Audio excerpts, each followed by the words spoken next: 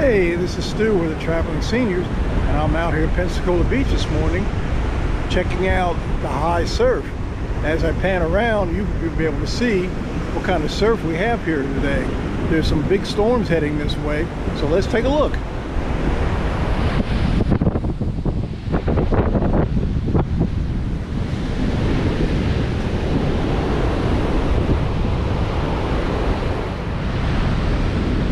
Look at the waves smashing against the Pensacola fishing pier. Definitely a good day not to be in the water.